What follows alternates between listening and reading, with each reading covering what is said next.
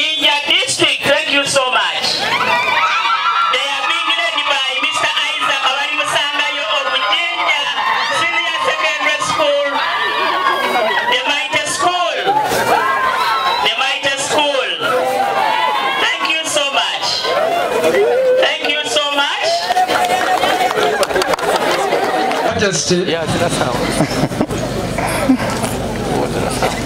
today is your day. We're not here to make any speech, but just to make those few remarks. On your behalf, Your Majesty, I want to thank our partners for the cooperation thus far. We have been having serious engagements. I've been interpreting for Dr. Robin, but I was surprised. He was understanding some things, and I'm sure as we go along, he will understand more. With those few remarks, I want to take the honor to invite Dr. Robin to come forward and deliver his message. You're most welcome, sir.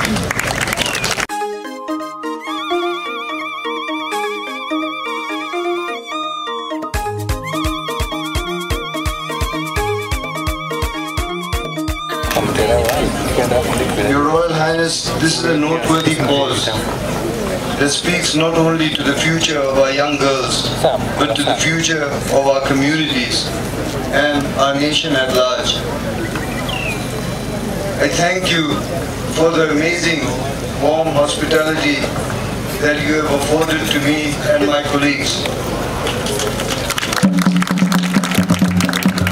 I stand here as the UNICEF representative in the Republic of Uganda, but I'm also here with my colleagues from sister agencies, UNAIDS and UNFPA, and I'm here representing the overall UN family here in the Republic of Uganda.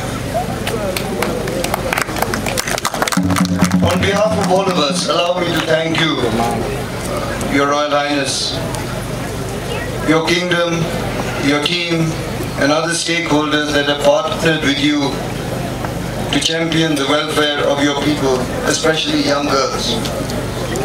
Your commitment is a great demonstration of the power of the kingdom in driving change, especially around commonly practiced behaviors at the household and community level that impact on the survival, growth, development, and overall welfare of children.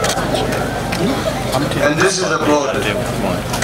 I commend the kingdom's proactive efforts, particularly through initiatives such as Abasada Namango, which focus on keeping children in school and empowering communities.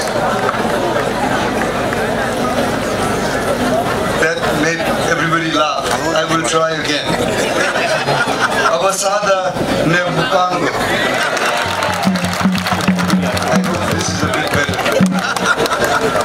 Your Royal Highness and distinguished guests, deaths among our young girls in Uganda, it denies them their childhood, interrupts their education, and often exposes them to health risks, poverty, gender-based violence, and everything that you saw during the fantastic skit that was presented to us moments ago. This is not merely a health issue. It's a development crisis, a gender equity issue, and a barrier to realizing the full potential of girls and the society. I am so encouraged during my brief time with you today by the efforts and the results that we are beginning to see through your leadership and the efforts of your team in increasing awareness, community dialogues, and collaboration among a variety of stakeholders, cultural leaders, educators, health workers, and very, very importantly, parents. The support of development partners, government ministries, departments and agencies, and civil society can further strengthen our capacity to act. Ladies and gentlemen, Your Royal Highness, we realize at the United Nations that this is a complex problem and cannot be solved by one or two entities. It needs us all come together to in our communities that is hindering the well-being and development of our children. Education, local government, and variety of other stakeholders in the Busoga Kingdom. In my short time in Uganda, Your Royal Highness, I've seen firsthand the challenges that we face with teenage pregnancy. On my field visits in communities, I have seen maternity wards full of adolescent and teenage girls holding babies.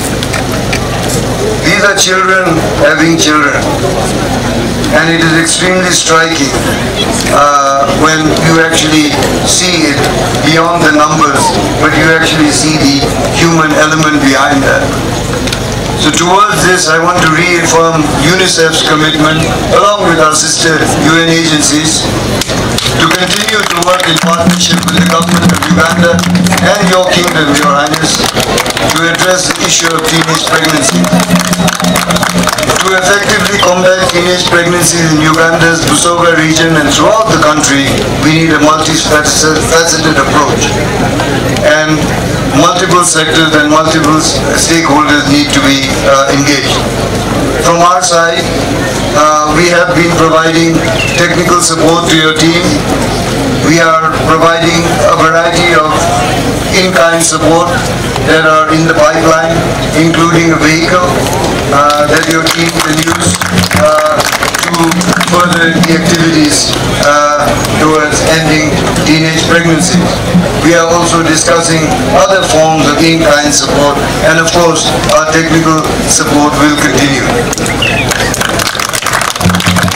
The Kyabazinga Initiative is key to preventing teenage pregnancies and other related efforts, and with other related efforts, we really want to imagine a region, a kingdom, where every girl completes her education, chooses her own future, contributes meaningfully to the community and to the development of the country and society at large.